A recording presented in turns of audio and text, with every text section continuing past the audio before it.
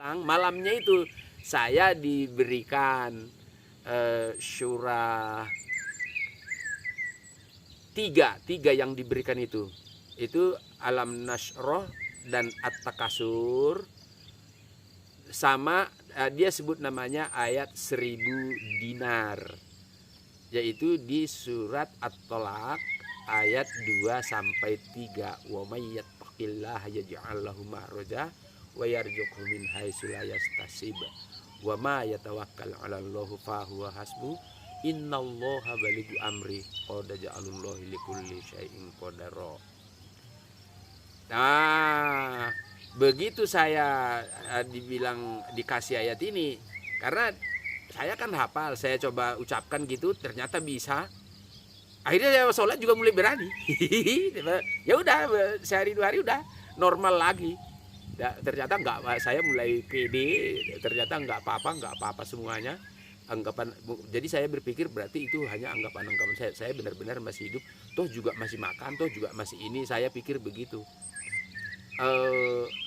Nah, ini berkaitan dengan pengalaman nyata itu, dengan surat ayat 1000 dinar ini adalah kekuatan dan cara pandang kita terhadap bagaimana mencari harta yang mengalir tanpa putus. Ya, dengan petunjuk Allah dari ayat ini. Prakteknya gimana? Oke, ini kita berbagi ya. Saya berharap benar-benar seluruh bangsa Indonesia itu kaya raya. Tapi kaya rayanya itu karena Allah yang memberi, bukan karena kita yang mencari. Karena gini, kenapa tidak boleh kita mencari atau bekerja untuk cari uang, itu tidak boleh. Karena itu memang terlarang oleh Allah Subhanahu wa Ta'ala. Ada 3 yang dilarang itu: rezeki, jodoh, maut. 3 ini mutlak urusan Allah semata. Sekali lagi saya tekankan, saya tegaskan, 3 yang tidak boleh dicampur tangani manusia: rezeki, jodoh, maut. Dan memang dalam kehidupan sekarang, sadar tidak sadar, kita bekerja itu untuk cari uang, cari rezeki. Ya sudah, makanya kita itu ya hidupnya repot terus, hidupnya susah terus. Dan Allah biarkan aja, silakan. Ya, ada yang bisa kaya, ada yang bisa ini, macam-macam. Tetapi itu tidak, karena itu sudah melanggar perintah Allah, ya sudah, iblisnya yang tertawa. Gua tipu kau. Ya itu. Jadi bagaimana prakteknya yang sesungguhnya? Ya kembali lagi, kan sebelum kita prakteknya realnya itu kan setelah kita tadi menulis keinginan, cita-cita, katakanlah cita-cita untuk setahun atau berapa bulan, ya terserah kita. Baru baca Al-Quran itu. Nah, nanti ketika baca itu kita sudah paham seperti apa petunjuk. Jadi secara global perjalanan hidup kita selama masa yang kita tulis itu, kita sudah mengerti dari petunjuk-petunjuk Allah di Al-Quran itu, dari ayat mana nanti yang memberi petunjuk, pasti Allah beri. Nanti karena kita setiap hari menjalani hidup itu tidak paham, memang seperti yang sudah banyak saya sebut di video-video sebelum, kita memang harus membuat namanya niat suci perjalanan hidup harian. Itu yang kita harus mengerjakan, membuat target mustahil. Kenapa mustahil? Lah iyalah, kalau targetnya normal yang biasa kita kerjakan, ya Allah nggak perlu ada, nggak perlu bantu kita, nggak perlu menggerakkan alam untuk mewujudkan impian kita. Makanya dibuat targetnya yang mustahil. Dalam kemustahilan itu, bagaimana Allah menggerakkan segala-gala semesta raya ini untuk memudahkan semua yang kita ingin capai itu, ya itu memang maha kuasa Allah ya terjadi. Karena saya sendiri juga begitu terus. Contoh saya ketika mengawali, masa baca buku 30 dalam sehari bisa? Ya kan, dengan logika apapun kan mustahil, tapi begitulah yang saya tulis. Namun ketika saya menjalaninya, ya bisa. Dan bukan sekedar bisa baca bukunya, tetapi saya bisa melahirkan ilmu-ilmu baru dari 30 buku itu. Begitulah dahsyat Allah membimbing lewat bisikar Rabbani itu ketika kita sudah memohon untuk diberi kemampuan menyelesaikan tugas-tugas yang mustahil. Oke, itu realnya yang harus dilakukan seperti itu untuk harian. Nah, begitu itu kan wa may yattaqillaha kan seperti itu. Jadi kita tulis dulu. Takwa itu kan sebenarnya kalau bagi saya artinya itu melakukan, mengerjakan apa? Mengerjakan yang kita imani. Yang kita imani itu apa? Ya yang kita serahkan kepada Allah itu, yang ada di niat suci perjalanan hidup harian itu. Itu namanya kita bertakwa.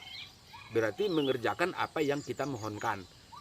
Ya udah, begitu Allah menundukkan atau menggerakkan semua alam, memudahkan semua kita meraih apa yang kita inginkan. Nah, secara kemampuan berpikir, kemampuan kita memahami, itu kan Allah beri petunjuk-petunjuk lewat bisikar Rabbani itu. Itulah kecerdasan tiada tara itu. Bisa membaca petunjuk dari alam semesta itu kita bisa. Nah, itu tahap pertamanya seperti itu. Kemudian kita harus mempertahankan secara konsisten menulis setiap malam minimal 21 hari. Tidak boleh tidak. Jangan sampai ada satu hari pun yang terputus. 21 hari benar-benar menulis target-target mustahil dan diperjuangkan segenap jiwa raga. Baik itu masalah spiritualnya, sholatnya, terus perkembangan kesehatan pribadi, makan dan semuanya. Sosialnya, bertemannya, penambahan orang kenalan baru, terus masalah perbaikan di keluarga, sekedar mengucapkan kata-kata nasihat baik untuk istri, untuk anak-anak, tapi itu direncanakan. Terus untuk karirnya sendiri, apa yang kita ingin raih untuk masalah harta benda tadi itu, ya itu target-targetnya harus jelas. Nah, 21 hari kita pertahankan.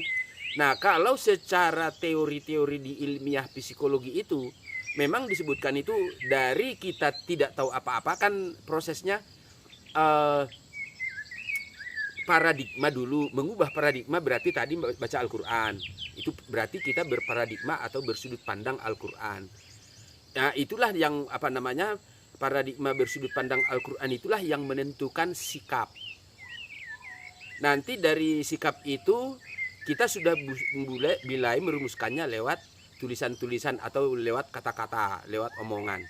Nah, setelah kita bisa seperti itu, baru kita kerjakan satu kali tindakan. Di jam pertama ini apa, jam kedua apa, satu tindakan, dua tindakan, tiga tindakan. Itu kan berarti tindakan. Nanti kalau sudah 21 hari itu, kalau secara teori namanya sudah mulai masuk ke perilaku, ya kan? Nah, setelah sampai ke tahap perilaku,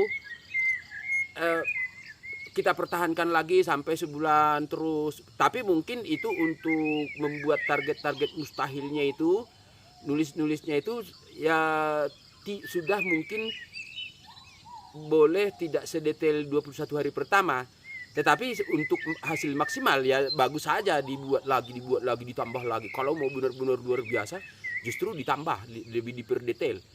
Nah, sampai nanti sebulan, 2 bulan. Nah, itu proses untuk membangun kebiasaan. Tahapnya begitu secara ilmiah psikologi seperti itu. Kebiasaan nanti sampai 3 bulan. Itu kalau bahasanya kan sudah karakter, artinya apa yang kita lakukan sejak hari pertama, kedua sampai 21 hari, itu hasilnya itu sudah bisa kita nikmati. Jadi kita dulu seperti apa, orangnya mungkin masih sama, segala-galanya sama, tetapi karakter semuanya itu sudah berubah, prestasi itu sudah tiada tara. Nah, makanya ketika kita setelah 3 bulan itu prestasinya sudah mencengangkan, spektakuler begitu, ya itulah kita yang baru. Jadi karakter itu. Nah, kalau dalam tadi itu kan wa may yattaqillaha, baru itu sudah sampai pada wa may yatawakkal 'alallahu fahuwa hasbu. Jadi sudah masuk ke tingkat tawakal namanya. Nah, kalau sudah sampai pada tingkat tawakal, Ya sudah, Allah bilang itu kan, kalau yang pertama kan takwa itu Allah akan membukakan jalan keluar baginya. Jalan keluar kan sudah kita kerjakan tuh. Memberi rezeki dari arah yang tidak disangka-sangka. Nah itu kan semuanya alam itu digerakkan untuk memudahkan. Kemudian kalau sudah tawakal itu setelah 3 bulan berarti kita sudah ada di level tawakal. Nah udah, istilahnya itu kita nggak usah ngapa-ngapain, itu sudah kayak bayinya Allah kita itu, sudah kekasih Allah itu. Allah yang menggerakkan, sama seperti yang saya bilang bolak-balik. Kita ini wayangnya Allah, kita ini bayinya Allah. Ya Allah yang menggerakkan semua. Dan iblis ada itu, saya di surat apa tapi enggak ingat saya. Setiap manusia punya keinginan, iblis pun memasukkan kehendaknya dalam keinginan itu. Nah itu berarti kan kalau dengan ditulis dia tidak bisa masuk. Karena Allah bilang wa may yu'min billahi yahdi qalbahu. Barang siapa beriman kepada Allah maka Allah memberi petunjuk ke dalam hatinya. Nah itu semuanya bagaimana ayat-ayat Allah itu memberikan petunjuk-petunjuk real sebenarnya untuk bisa kita kaya raya, bukan karena kita mencari kekayaan, tetapi kita proses berserah diri kepada Allah, sehingga Allah yang menggerakkan jasad kita ini untuk ngapain, melakukan apa. Tetapi nanti pada gilirannya harta itu datang tiada tara dari mana-mana. Kalau saya ingat ke tahun 98 dulu itu, ya mendirikan perusahaan kok bisa, padahal nggak kenal siapa-siapa. Itu diperkenalkan. Terus kita dirikan perusahaan itu, tidak ada setahun sudah beromset miliar. Dan mungkin memang peran saya di situ, ya udah mungkin kalau teman-teman yang 5 itu bisa saya bilang itu paling 20%-an, paling saya 80.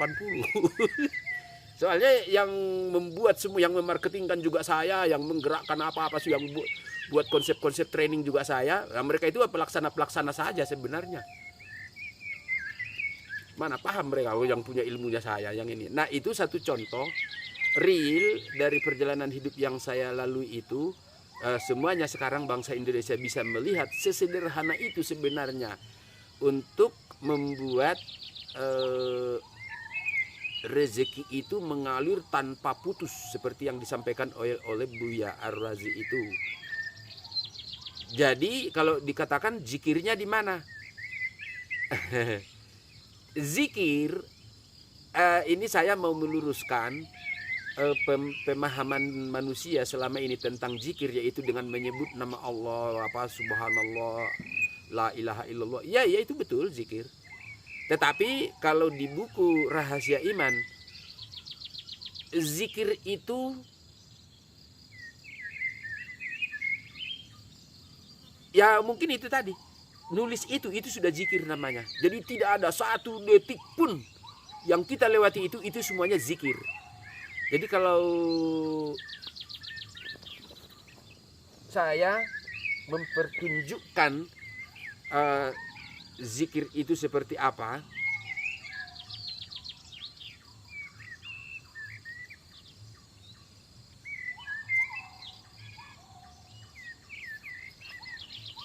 ini gambar ini adalah strategi membangun bangsa yang berubah nama menjadi kendaraan membangun bangsa, dan lingkaran itu adalah lingkaran zikir. Semua komponen-komponen yang ada di dalam itu, yang pertama ini kan saya bacanya itu dari bawah, membedah jiwa, terus perjalanan hidup, membedah jiwa. Itu ada kota pertama, itu kota membedah jiwa. Isinya apa? Di bawah itu perjalanan hidup, Al-Quran, 99 sifat Allah, dan pikiran. Nah itu namanya untuk meraih mulia, untuk menjadikan diri kita mulia. Nah itu yang kita dulu lakukan. Kemudian itu nanti perjalanan hidup, Al-Quran, 99 sifat Allah, pikiran. Ketika itu kita sudah lakukan, itu nanti akan ada suara hati nih di tengah-tengah itu. Suara hati itu yang naik derajat menjadi bisikan Rabbani. Kalau perjalanan hidup kan dari masa lalu itu kita dulu seperti apa. Nah setelah dia bisikan Rabbani, barulah kita masuk ke menggunakan Bishkar Rabbani itu untuk membuat Universitas LDK. Universitas LDK itu sama yang tadi itu, yang di awal itu, menulis niat itu. LDK artinya 5 dimensi kehidupan. Universitas itu ya kita belajar sepanjang hidup dalam 5 hal itu: pribadi, keluarga, sosial, karir, agama. Itu yang kita tulis, yang diserahkan kepada Allah. Dan apa yang kita tulis itu kita jalankan dengan sabar, ikhlas, dan syukuri apapun hasilnya. Itulah namanya kotak sukses. Dan ujungnya, puncaknya itu adalah hidup khusyuk. Jadi bukan sholatnya yang khusyuk. Selama ini kan kita berjuang sholatnya agar khusyuk, nggak agar khusyuk. Nanti bilang lagi, ayam dulu atau telur dulu atau ayam dulu, sholat yang khusyuk atau hidup yang khusyuk. Tidak ada sholat khusyuk kalau hidupnya nggak khusyuk. Tapi kalau hidupnya khusyuk, segala-galanya khusyuk. Nggak sholat, nggak segala-galanya pasti khusyuk. Mantap. Nah, itu semuanya zikir. Ya itu kalau Buya Ar-Razi itu tadi menembus itu tadi, ya memang sudah. Bishkar Rabbani itu sudah, kalau sudah kita hidup dengan Bishkar Rabbani kan Allah yang bimbing semua. Jadi itu saya terima kasih sekali lagi untuk Marzuki Suparno. Tentu terutama juga justru yang luar biasa kita bersyukur, berterima kasih. Aduh, gimana cara mengucapkan terima kasih kepada Buya Ar-Razi yang membahas tentang itu. Walaupun sebenarnya yang beliau sampaikan itu, ya enggak apa-apa Pak Ar-Razi, ini saya sampaikan, itu tidak seperti yang Allah kehendaki. Tetapi kan beliaulah yang mengantarkan kita untuk bisa saya menyampaikan seperti ini. Jadi inilah kita saling melengkapi. Buya Ar-Razi luar biasa dari bidangnya, dari pencariannya. Nah, makanya memang agar Buya Ar-Razi tidak lagi menyampaikan ceramah-ceramah yang seperti selama ini, yang sebenarnya saya tahu hakikat-hakikat dari yang disampaikan itu, apalagi kalau tentang ruh, tentang ini. Pak Buya Ar-Razi, kita sama-sama anak-anak bangsa yang memang keturunan dari para leluhur kita. Kita sama-sama tinggal di Persada Nusantara di Indonesia, dan kita memang harus bergandeng tangan mewujudkan bagaimana bangsa kita menjadi mercusuar dunia, pusat ilmu dan peradaban suci, negara bagai surga.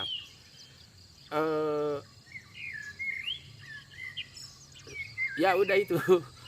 Saya tetap ini was-was, ketar-ketir, khawatir.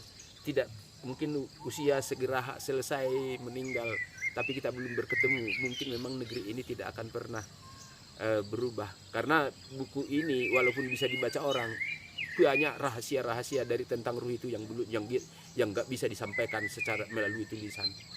Otomatis saya harus menyampaikan itu semuanya kepada para ulama, para ahli terlebih dahulu. Mungkin setelah itu, makanya saya bilang kalau itu sudah saya sampaikan ke pemerintah semua, ya udah saya mau pulang kampung aja ke Pintu Langit. Sudah kangen. Sudah kangen ini mau pulang sebenarnya, tapi kok para netizen kok belum melihat kebenarannya, masih ada keraguan. Ya saya hanya tawakal, berdoa semoga Allah membukakan pintu hati para netizen, khususnya admin-admin yang ada di Nuraniyah Hasyimiyah, untuk berkenan menyampaikan ini, karena memang panjenengan sudah tahu semua. Ya anulah, saya mengerti melindungi Azhari Hashim dari gangguan-gangguan orang, dari kesibukannya biar tidak terganggu, makanya di ini. Tapi lebih penting mana? Kepentingan negeri kita, bangsa kita, kepentingan bersama, daripada hanya seperti yang dilakukannya itu, karena itu hanya untuk sekelompok kecil orang. Itu saja saya sampaikan tentang masalah rezeki itu. Semoga ini masukan, dan kalau mau melaksanakan langsung silahkan. Sesederhana itu, agar kita semuanya kaya raya Allah yang membimbing. Ya, saya akhiri. Assalamualaikum warahmatullahi wabarakatuh. Ya Allah.